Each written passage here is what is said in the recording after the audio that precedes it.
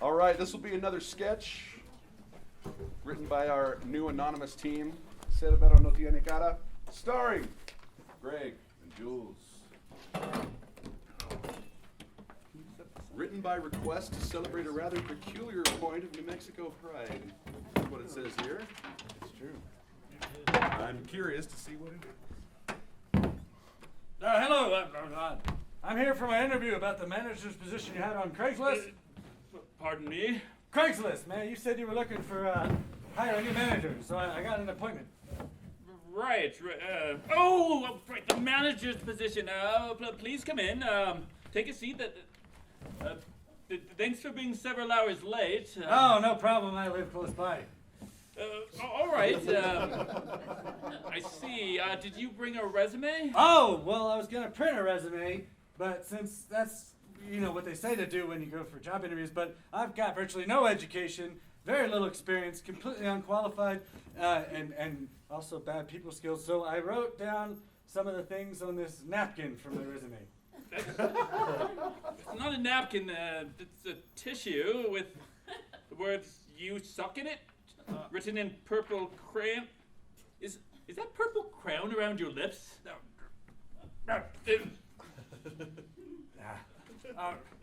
Yes. Okay, all right. Well, let me just go through some of our standard New Mexico board management position questions, and we'll see if you become an ideal candidate for the position. Totally. So the first question here, hold on. That's good. What? Stay on that side of the monitor. So what would your greatest strength be? My odor. What? The way I smell, it's overwhelmingly strong. Yes. Yeah. I'm beginning to notice. Yes. Let's go to the next question. Can you not do that during the interview? It's. I've had it cold for a month. Of course, sir. The next question. Where do you see yourself? In a mirror. No. It's not a riddle. It's just like an interview question. So, where do you see yourself 5 years from now? In a time machine. What? Well, how else could I see myself 5 years from now? Okay. Oh, all right. So, what would you say is your greatest weakness? Mercury in retrograde. I'm sorry, what? Well, the planets, man, that just throws me way off. Is that happening right now? Nah. Oh, right. So how do you deal with your particular weakness? I have a dream catcher. How does that help? It's a prescription dream catcher from a shaman. I got it when they legalized medicinal astrology. Oh, right. Fine. So, another question. Now, what would you do if you had an employee who was perpetually tarty? Well, if they were being tarty, I'd ask them on a date. No, not tarty. Oh, that kind. Well, I ordered them to stop being so flippant. No. Tardy with a D. Tar-D. Oh, tardy. Well, take him to the Special Olympics. No, I'm damn it. I mean late for work. Well, what's wrong with that? I suddenly don't see the problem myself. Okay. We're just gonna, all right, continue. I would have to take a habitually late employee aside and then reward her properly just to try to reinforce the kind of behavior that causes problems for everyone else. Right. Moving on, so let's say, we're gonna move on to some scenario play here, right? Okay. Let's say you've got an employee, she's just finished mopping the floor. What do you tell her? Besides that she didn't do a good enough job? Right. Well, that would depend. On? Well, if it's a weekend, she's probably just trying to get to a party as soon as she can, so I'd ask her to restock the shelves or some other pointless busy work. Oh, being a manager in New Mexico sounds great. It is. So what about a weekday? Oh, well, she probably needs the extra hours, so of course I would have already sent her home long before her scheduled shift ended. All right, that's reasonable. So let's do another scenario. How do you deal with a situation where an employee had a medical emergency and she couldn't show up? Oh, well, I could always double schedule the morning guy And then when he comes in alone, I would write him up for not being a team player. Oh, that's evil. Thank you. Right, okay, so another scenario. So you have an employee who keeps complaining about an incident of sexual harassment. Oh my goodness. As a manager, I of course believe that sexual harassment accusation is the most urgent and serious thing to ignore. I mean, it's absolutely vital to any business. So that's all you do? Well, if they kept complaining, I'd obviously fire the accuser and replace them with a hotter woman. The shorter the skirt, the longer the work, you know what I mean? No, actually, The higher the hemline, the long the men line. What? Up. Line up. Men line up. No, that's not really The what... shorter the dress, the bigger the mess. No, you're just saying things. The lower the V is, the harder the P is. That doesn't even rhyme. What have you... Whatever, you get it. You know you want it. You know, that concludes this interview. Great! Did I get the job? Are you kidding? You are by far the single most incompetent, miserable, arrogant, and idiotic, two-faced something or another I've ever seen. I had the misfortune to interview in my entire career. I say yes. But this is Santa Fe, so you're perfect management material. All right! Welcome to Team George R.R. Martin. Woo!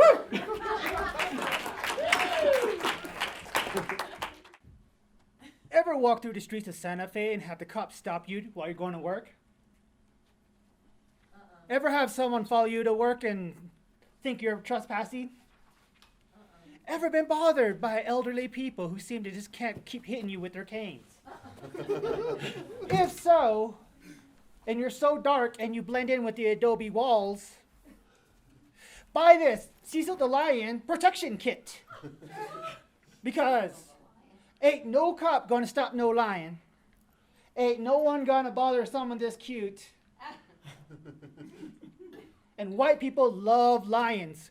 So, if you get caught being on the street, you will be revenged on social media and the person will be shamed in public. And the order now for Cecil the Bee protection kit. Thank you. Oh, Cecil, we love you. Is this Chatting with God? Say it. Chatting with God. Joe West returns Oh yeah, it's Joe. Oh, I'm in. for Yeah, Chatting sorry about with that. God. We needed someone with talent and good Now, looking. no one has read this script yet, including the guy that wrote it. Huh? What? Did you give Joe a copy of the Yeah, script? he's got it. Did you lose it already? Nope. You sell it? Okay. Mike. Yeah. Dun dun dun. I'm a giant asshole sometimes. We all know that. Sheriff Jackson. That's I'm Sheriff Jackson. He's a sheriff. Let's not make it worse. What'd you do, buddy? Probably just being a mope about women again. Yeah, something like that. Tell us about it. No, don't. Well, I just recently got mad and sent some texts I maybe shouldn't have, and maybe drank some whiskey too. Although they kind of felt good, at least for a moment, about. Okay, here we are. Welcome to another edition of the adventures of this heroic brand of humble life lovers chatting with God. Let's call this one Grow Up and Man Up. We have two special guests, including the only the second appearance of our new female, Sherry Leviticus, and the return of Coleman Wilson, a.k.a. Sheriff Jackson Johnson Periwinkle. Sup, y'all? Hey there. Word. Hi. Shut up. Don't pick on the asshole. How did my life get so pathetic? Was my life always so pathetic? Yes. Are you just filling in for Tom Sibley? Ain't nobody can do that. Nor should they. So, if you're such an asshole, then why do so many people love you? Aw, do they, Sheriff? I'm here, ain't I? Yeah. You think he wastes his time with too many other losers like you? Well, that's nice of you, Sheriff Jackson. I mean, not you, Roscoe. Why so many country names? Well, that's why you have a weirder name. Which is? Sherry Leviticus Lucretia Spice Jackson the Fourth. Oh, yeah, just Sherry Leviticus or just Sherry. Can I say Leviticus? Can I say boring bullshit? Weren't you just on vacation? Yep. Shouldn't y'all be relaxed and calm and? I am. If you got 15 Santa Fe artists in a room, what would you have? I don't know. What? I don't know either. Well, that's a pretty good joke. Thanks. You're a pretty good joke. Hey, you can't talk to me like that. I meant this guy, not you. My life feels like a roller coaster or really dull. Sometimes I can't tell which, often. You think too much, man. Being smart is dumb. He's dumb. Just kind of drew him now. Yep. Sometimes it's deep. Maybe sometimes, but not right now. I feel pathetic and lame, and my brain ain't working good neither. Nor my heart, nor my soul, or anything. I don't think these people just want to keep hearing about how shitty you feel about yourself. It's not very funny. Actually, it's kind of pretty funny. In a pathetic way. I'll feel better when I'm dead. How do you know you can count on that? Well, we should be able to count on that. Well, see, that's the all's problem. Expecting life to be fair. Why shouldn't it be? What should it be? Why should it be? See, now it's getting deep. But it hurts. Good. It'll put hair on your chest. You don't need that. Speaking of hairy chest, can we wind this up soon? Ah, yes, but first, a competition. A competition. To see which... To see which of you has the hairiest chest. You win, Jules. Does that have anything to do with penis size or talent? Oh, who could know such a thing? Now, let's see. Sheriff. It's Sheriff Jackson and Jules reach inappropriately towards their crotches. That, you nitwits? Oh, sorry. And the winner is... Hard to say. And the end. Thanks for joining this stimulating, rewarding, life-affirming Chatting with God. You are free now, whereas these souls are forever tortured, especially one of them. Greg Turner! Yeah. We're about halfway. It's time for more Greg Turner. And beer.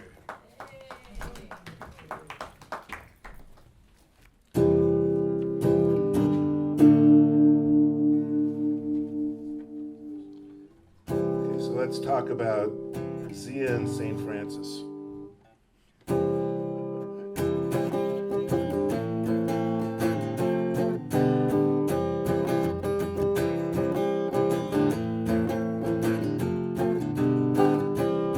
Well, he's the pharmacist from Walgreens, and he takes care of me. And when he fills my prescription, I feel peace and harmony. He asks how is Dr. Hoffman? Well, she's just doing fine, sir. Tell her there's a new generic, okay? I'll be sure to remind her. He's the pharmacist from Walgreens. I think I'll see him today. You know, and he'll fill my prescription for a $10 copay. For medicine with a warning on it. Don't take it on an empty stomach. He's the pharmacist from Walgreens, and he's my friend today. Klonopin and Prozac, he knows all about that. Pharmacist from Walgreens. Benadryl, etc., diuretics, enemas, the pharmacist from Walgreens.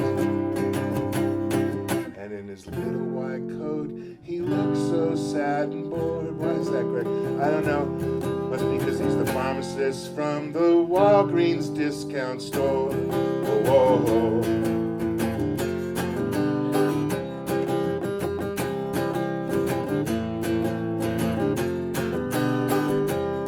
Well, he's the pharmacist from Walgreens, and he knows what I be. 'Cause when he turns on that computer screen, he sees what he needs to see. Well, he's the pharmacist from Walgreens.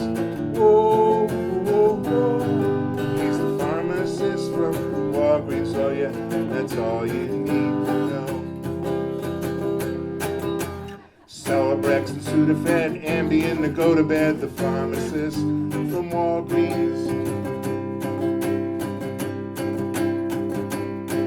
There's one more line here. And his little white coat, he looks so sad and bored. Now imagine it's 2 in the morning, and and the smoke from all the wildfires in the Pacific Northwest which are covering the sky. And you're standing up on the top of Canyon Road looking down. You're, let's say you're in front of El Farol, which is way overrated. His little white coat, he looks so sad and bored, so you're looking all the way down Richards Avenue, that one shining beacon of hope. Because he's the pharmacist from the Walgreens discount store.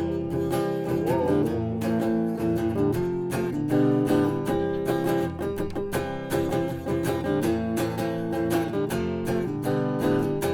Up to D. But he's the pharmacist from Walgreens, and he's a funny guy. His jokes about his wife's arthritis makes you wanna slap your thigh. Cortisone for Mrs. Larrup's hemorrhoids, well, they've begun to flare up. He's the pharmacist from Walgreens, and he's our friend today.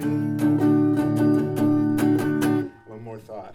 Well, he cares about your constipation, stomach gas, and regulation. He's the pharmacist from Walgreens. He takes care of you and me. Thank you.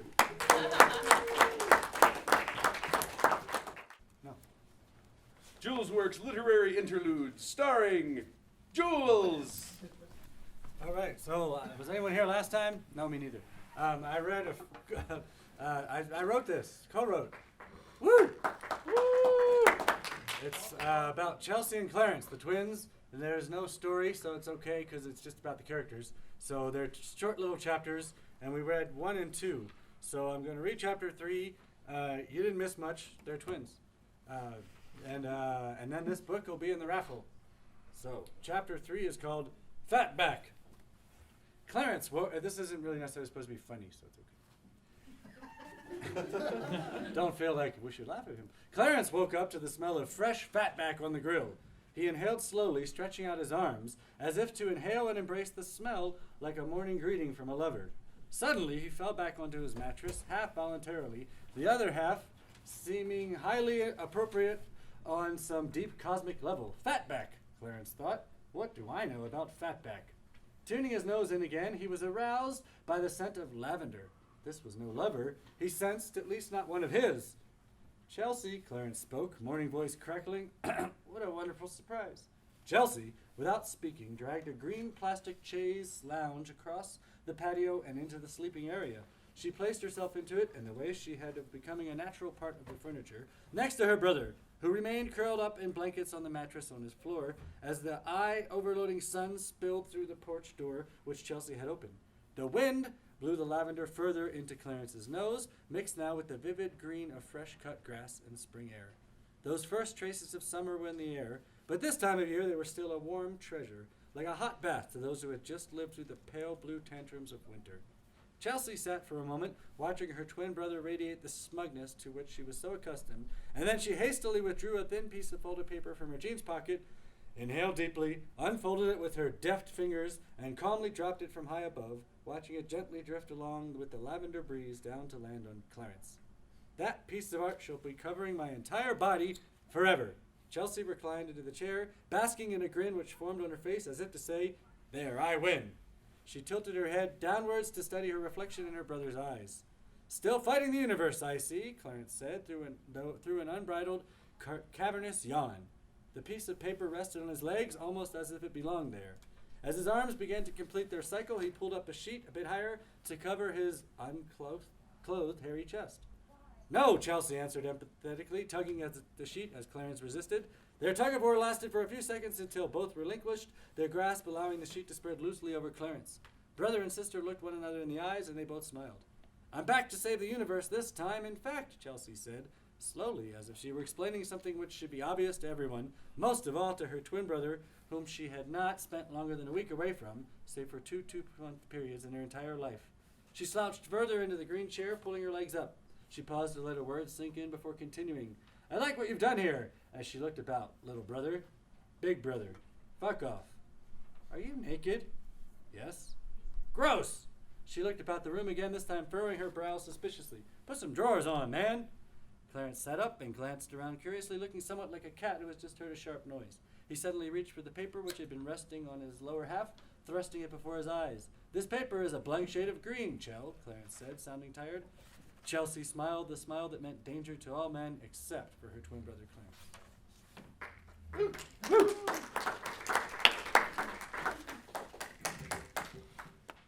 This is a fairly new improv that we do, I guess, regularly now. Julesworks Revisionist History. Yes. I'm going to need some input from the audience. Uh-oh.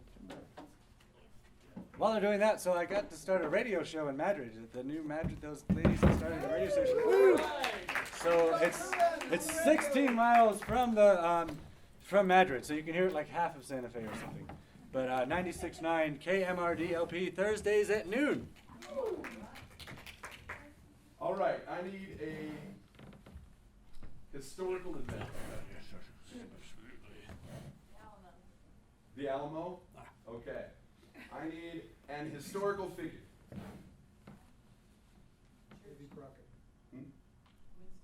Winston Churchill. See. All right, Julesworks Revisionist History. Hello, presents and Winston welcome. Churchill and the Alamo. Welcome to another episode of Revisionist History, where we tell you what's really happened. We have with us today Professor Higginbotham. Great to Botham, great to have you on here. And he has come up with some startling discoveries in his research on the connection between Winston Churchill, the British Prime Minister, during World War II, was it? Mostly. Mostly, yes. And then Alamo, when we were attacked by the Spaniards, actually on their land, but we said it was our land. We do that a lot. We do, absolutely. So, so tell us, Winston Churchill and the Alamo. So Winston Churchill hated Texas. I see. Because he was British. Because he was British. Absolutely. Yes, the whole time. And he thought that it was very important but even though he hated Texas, he thought that if Texas fell into the hands of the Japanese, then the whole course of World War I could be just lopsided. Right, so tell me more about this, the Japanese involvement in World War I. During the Alamo. During the Alamo, it's not written about. I wrote about it. Well, right, in your new book, right? Yes, yes. The Japanese love the Alamo. Yes, they did. The Japanese love Texas. They love Texas. And so they also thought that Los Alamos was in Texas. So they thought that if they could just annex Texas with Los Alamos in it, that the bomb that they knew that what were their names again? Einstein and the other one, Oppenheimer. they were trying to invent because they wanted the spark back in their relationship with Madonna. Yes, from the previous episode. Yes. So they were fighting, and so the Japanese, they were trying to. They invaded Texas first. I see. So the Japanese, they invaded Texas. They surrounded the In Alamo. World War I with a flying cavalry. Absolutely, yes. Pegasus. Yes, that was the name of one of the Airplanes. giant Unicorns. Leonardo DiCaprio. No, what's his name? Howard Hughes invented. Yes, Howard, the spruce moose and the winged Pegasus. Yes, the spruce moose. Because he was convinced that he could get a 900-ton moose to fly through the air if it just looked like Leonardo DiCaprio and was flown by a kamikaze pilot. Absolutely, and it worked. So the Japanese got Billy Bob Thornton to play Davy Crockett. I see. Pretend. They paid Billy Bob Thornton to pretend like he was a hero, and so that's how. But it backfired because Billy Bob Thornton was no traitor. I see, but we're going off on a tangent here. We are. So Churchill. That's the best part of history. Churchill, how does he relate? you reminded me. Churchill was a big fan of the movie Sling Blade. I see. And so when he found out that the Japanese had tried to pay Billy Bob Thornton to get the Texas and Los Alamos for the Japanese, he paid more and offered whiskey.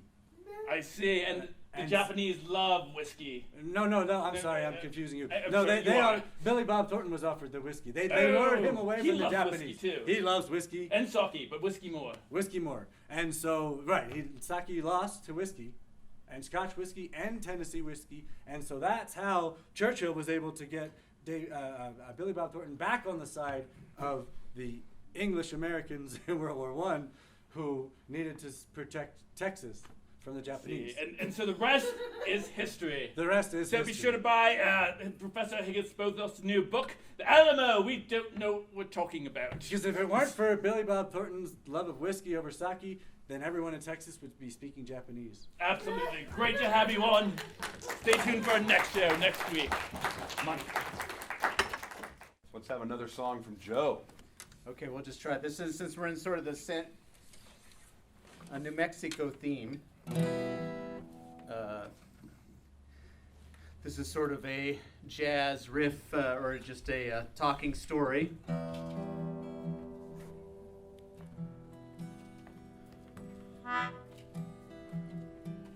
An old drinking buddy called me up the other day. He was just passing through town. He was held up at a restaurant bar in Santa Fe called Maria's. And would I like to meet him for a drink, he asked. Well, it was a school night, so I said I'd meet him, but only for one, I said. Well, 3 or 4 margaritas later, we were tanked, kicking around stories from our salad days, when we happened to meet several ladies sitting at the next table. They were visiting from Fort Collins, Colorado. They were in town for a friend's wedding, and they were having their girls' night out. Well, one thing led to the next, and we began talking, and we all decided to find another bar to go dancing. So we poured into my friend's 4-door Land Rover, and as we roared out of Maria's parking lot, I made a mental note to myself at that point that I'd left my car at Maria's.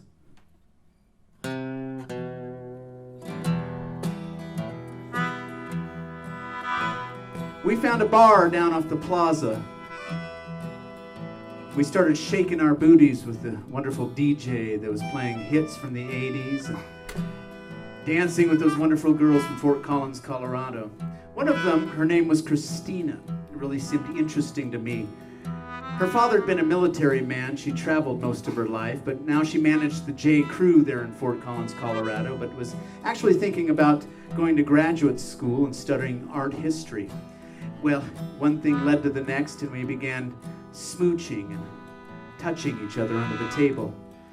"Let's get out of here," she whispered into my ear, and we spilled out in the cool Santa Fe air. And when I learned that her motel was all the way out on Cerrillos Road, it occurred to me once again that I'd left my car at Maria's.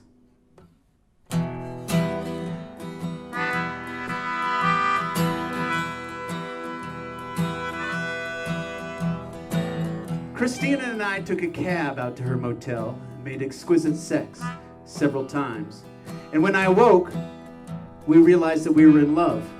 Christina quit her job in Fort Collins and moved to Santa Fe, and within a year we were married and put in a down payment on a small 7-acre plot up by Glorieta, on which we built a small passive solar 2-bedroom with brown stucco and a red tin roof. But that didn't last long. We had to add on because we began to have many beautiful children. Christina went back to graduate school and got her master's in art history, and I became a very successful online mortgage broker. But in the final years, in those final years, I was diagnosed with a malignant brain tumor. The best in the profession said I only had a short time left. But I was blessed in those final days to be surrounded by friends and family that showered me with love and faith and a brave acceptance of death. But in that final moment, as I began to slip into the darkness and into the hallway at the end of which there was a bright light, the light of everlasting life, I was overcome by a sense of failure, a feeling of regret, a feeling of life left unlived. It was then that I realized once again that I'd left my car at Maria's.